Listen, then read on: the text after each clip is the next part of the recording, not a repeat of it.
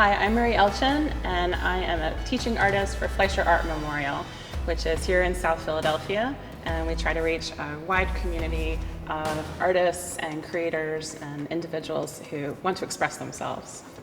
Hi, I'm Peter Weil. I'm from Philadelphia. I'm a soloist at Pennsylvania Ballet. I love painting as a hobby, and I'm really excited for this project. So today we are working on a project called If I Could Fly, and trying to imagine what might it feel like to be someone with wings and to reach our ambitions. So we're so lucky to be here today in the Fleisher Sanctuary, which is a Rococo-style church with stained glass windows and murals and a beautiful golden altarpiece behind us. And I'm so lucky to be here today with our dancer to collaborate. I am so excited about collaboration with the ballet because this is something that artists throughout history have done. I was thinking about Marc Chagall and how he created backdrops, but also costumes for his dancers, and how that must feel to have a costume on. Have you had that kind of experience? Yeah, it pretty much always feels that way. Where we're rehearsing all up until the show, you know the character and you know what you're supposed to be acting like and who you're supposed to be portraying. But when you actually get to put the costume on, it really does take it to the next level. And in that moment, you genuinely get to feel like that character or that role that you're performing. And it definitely adds a lot. It must be transformative. Do you have a favorite costume that you've worn? There's a few costumes that have really stuck with me, and one of them is from the Ballet Corsair. And I performed a part called Ali, and it's just a very known costume, and when I finally got to put that one on, like, I really felt like the part. And it's small accessories, I think, in costumes that make them that much more elevated. And in that instance, we wore these armbands because it was topless with these big flowing pants and these armbands, and for me it was the armbands that like really made me feel like I was the character in that moment. That's perfect. That would be a great inspiration for what we'll do together today. So thinking about wings and accessories and costumes, I was thinking we could create a wing that we could add somewhere on our bodies and think about some different kinds of accessories or costuming that would transform how we feel. Whenever I'm doing a new project, I like to think about inspiration from what's around me. And we're so lucky to live in this city where we have so much art. And I was thinking about flying and winged creatures. And people have been putting wings on artwork and on people for thousands of years. One of the oldest ones that I know of is an Assyrian winged genie. It's at the Penn Museum, and it's this huge, strong-looking figure with the wings behind him. I think usually when people think of winged things, they think of like flighty bugs and butterflies and fairies, but wings could represent something very powerful and strong too. There's another artwork at the 30th Street Station, which is this strong archangel figure with the wings up behind him, carrying someone who has passed away in honor of World War II soldiers who worked for the Pennsylvania Railroad. And another one I remember seeing was on Kelly Drive. There's 3 columns, and then up at the top there are these dancing and instrument playing angels that are flying around and have more of an expression of joy. I was also thinking about some stories that I know of, maybe you know of. Have you ever heard of Icarus? Yes. And he's this Greek mythological figure who wanted to fly. Like, it was his greatest passion to fly. So he created his own wings out of wax. Unfortunately, those weren't the best materials because they say he flew too close to the sun and then they melted. There's an artwork by Henri Matisse that is very famous with like a bright blue color and this black figure with all the feathers flying around him. I like this picture because it has some very simple shapes which we could use for our project, thinking about keeping it simple but expressive of that motion and flying that we want to do. I was also thinking about this story by Faith Ringgold. There's a character named Cassie, and she lives in New York City and likes to go onto the rooftop and watch the stars with her family. And she has this feeling of flying and being really free.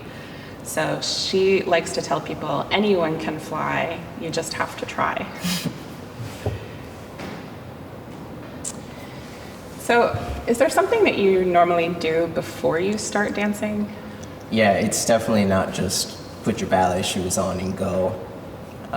We spend some times with our bodies before we even start ballet class, whether it's stretching or doing a little bit of strengthening. But yeah, we definitely don't just pop up and start dancing. There's a whole routine that goes with it. And is there a simple stretch that you could show us how to do now that might get us moving a little bit? yeah, of course. In ballet, it's not just one muscle that you need to start moving, so you need to get everything going. And one thing I like to do is bring my arm across my body, and with my other one, I pull it across this way, and I start to rotate in my back. You should feel it up here in your shoulder, and it's a nice one. And then after that, you can just start to loosen up your shoulders a little bit. Just get the blood moving. Oh, I just wanted to take like a big breath after that. I think that might be a really good one for artists too, because sometimes we get all hunched up while we're making things. You have to remember to like settle back up and stretch. Yeah.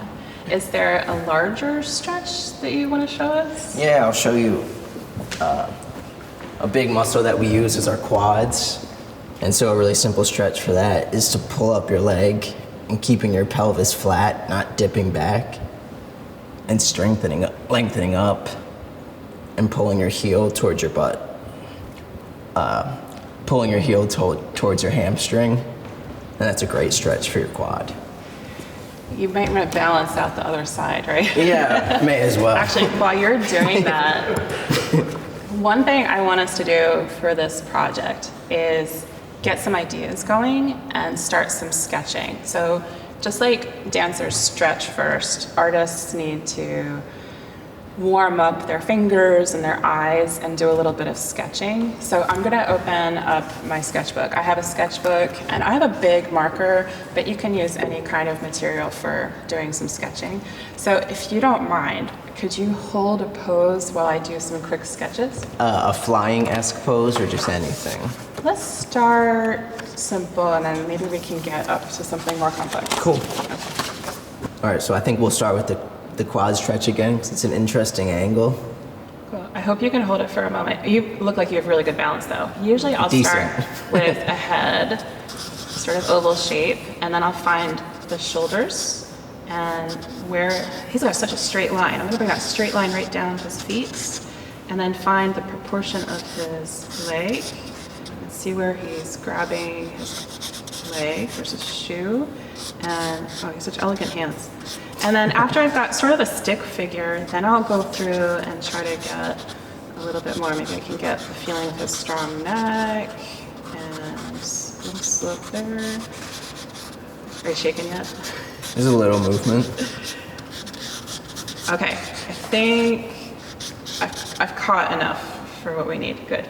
Maybe you can try another one. Yeah, and relating back to our flying and feathers, I'll do more of a pose from Swan Lake, which is very common for the women rather than men, but I'm around it a lot, so. Okay, so this time he's more sideways to me. I'm still gonna start with his head up top and then find kind of a line. He's got his chest pushed out and then his leg slipped back, but his right leg is straight and holding all of his energy. And then his arms are, oh wow, embracing behind him. Beautiful. Oh my God, I could draw you all day. Okay, that's beautiful. So you want to see? That's cool. I want to have one for me to sketch on later. Okay. So can we do two more so that you have a paper drawn too? Yeah. Okay. Do you have another favorite pose? Like, do you have any poses that make you feel really strong? Like you're the most powerful person? I like this kind of stuff with big arms. Okay, all right, head is up. He's straight to me, so I'm gonna find his balanced leg, and then his other one is going a little behind. I need to make sure I have enough room for his arms. Up.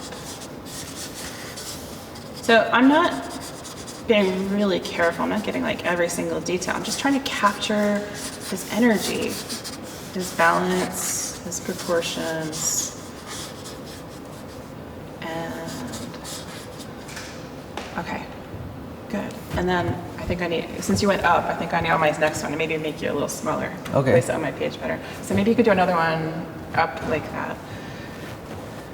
A different pose. Do you have names for these poses?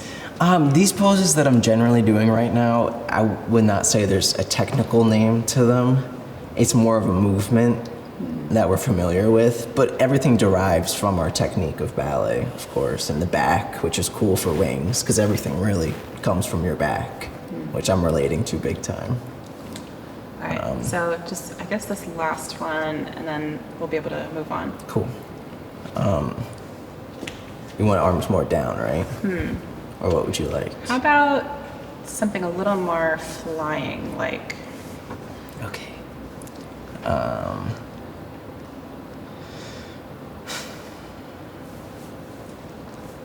You want arms up, then? Sure, or out, something big.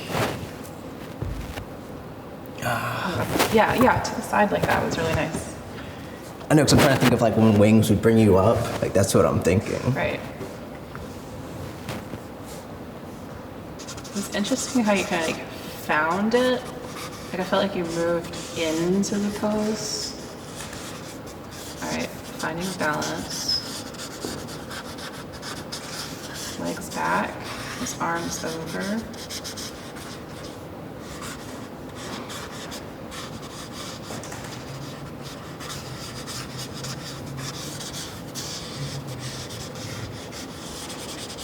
Where do you feel the tension? My upper back shoulders. Like, that's where I'm pulling it from. Okay. Nice. All right, I think that's good. I hope I didn't make you hold them too long. Nah, it's okay. Okay, so I have a drawing that I can give to you. Do you like one of these better? Careful with the mouth.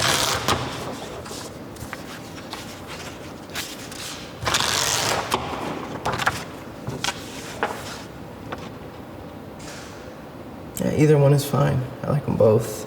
All right. Maybe arms up, I'll take. Yeah, okay. You can borrow that one. Cool.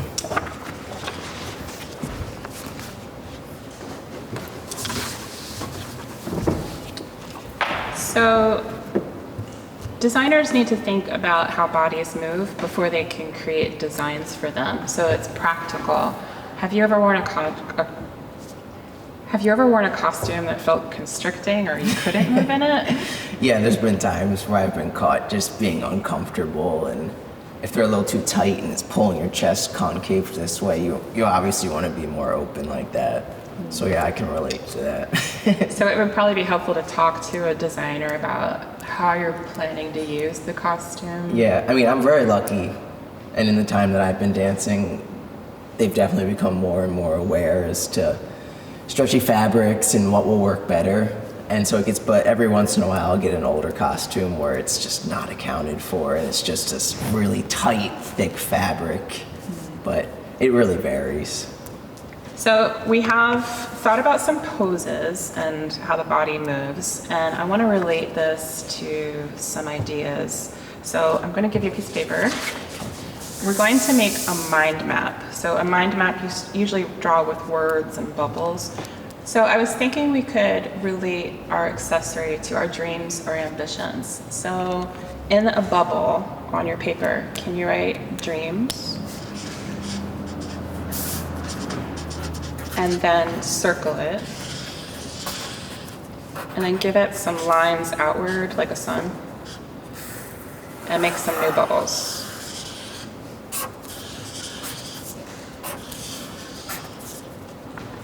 So you could think about dreams you had when you were younger, because maybe some of yours have already been fulfilled. When I was little, I took ballet classes and I wanted to dance. So So what you could do is pop some ideas into your bubbles. So Okay. what are some things you're looking forward to? What do you dream about? What are your ambitions?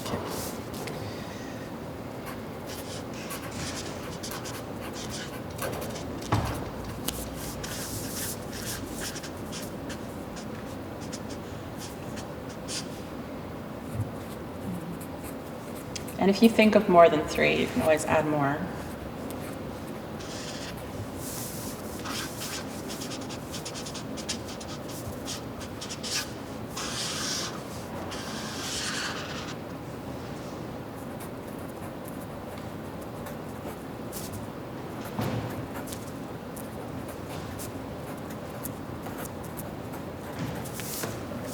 All right.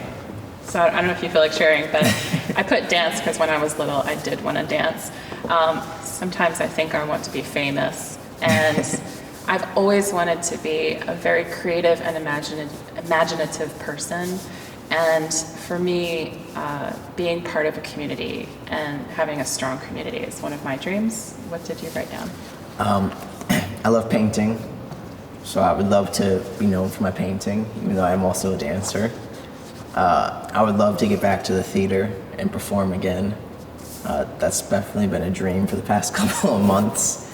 And I want to be able to relate my art outside of dance to my dancing. I think that would be really interesting and just tie it all together. So on a new bubble, can we put flying?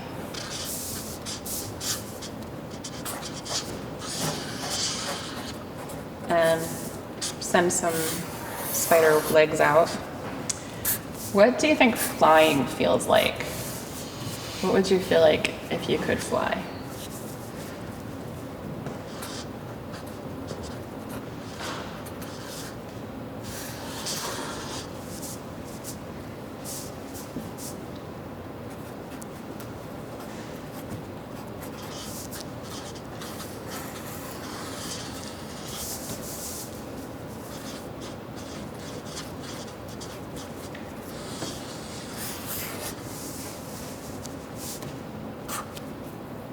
All right, I put elegant, fast, and free. Okay, I did freedom, strength, because all of a sudden you can just fly, and solitude, because in a sense you're on your own. Ooh. Yeah. So it also reminds me of being a superhero. Yeah. Now I wonder, is there any way we could like connect these two things? Are there words on your page right now that you would draw a line between because they're really important to you or you feel like they're connected? Yeah.